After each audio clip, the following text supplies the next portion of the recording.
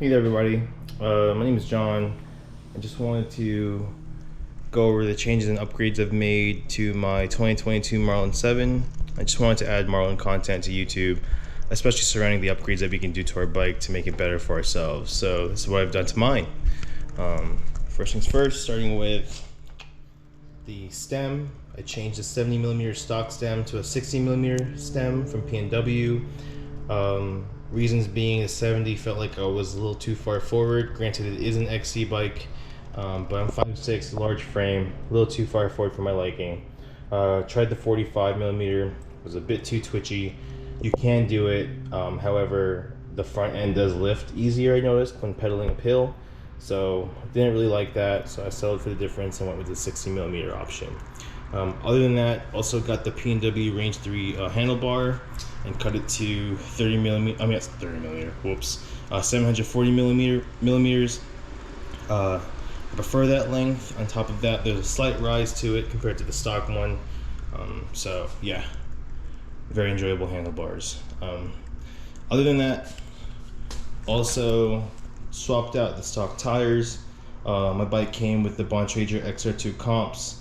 I like those tires, however, when it comes to the Las Vegas area, it's sandy, it's chunky, it's loose, and those tires didn't grip very well. So went to my local bike shop and set up these. I have a 2.3 DHF in the front, as well as a 2.3 Aggressor in the rear. The Aggressor definitely grips really nicely, especially when the section of the trail is slightly sandy.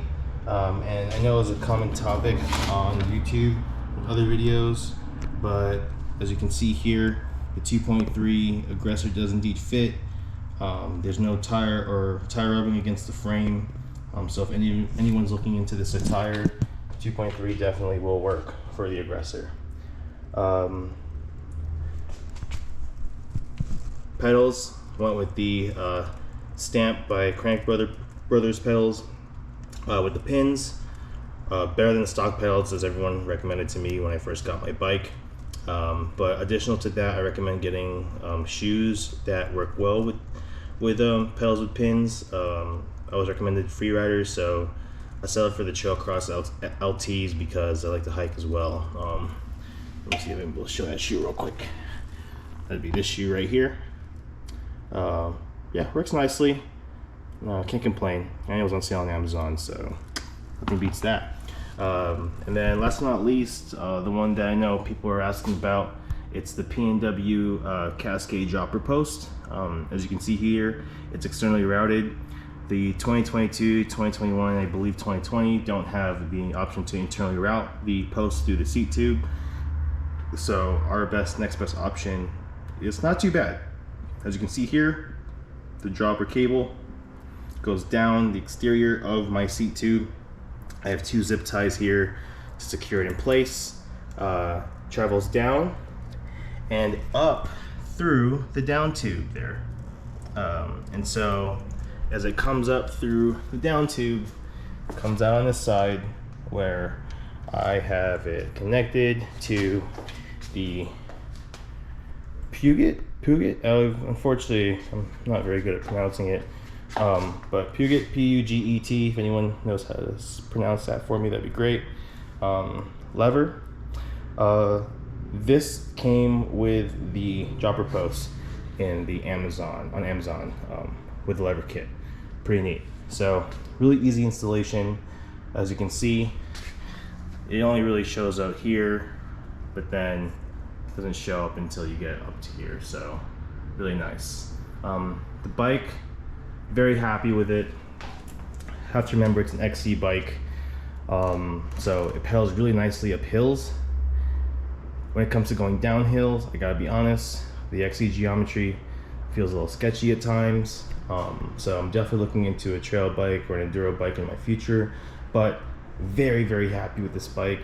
It's my first, I guess you could say, real mountain bike. It's not a Walmart bike. Been riding it for several months now. I primarily ride blue and green trails, and yeah, it's great. We'll be doing a beginner XC race here in Vegas, September 24th, and this will be my steed, it's hardtail here. So yeah, just wanted to share the changes I've made.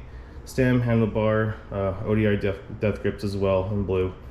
Pedals, tires, and jumper posts. And now I feel like my ride is complete. I don't really have any other changes I want to make with it. I'm very happy with it.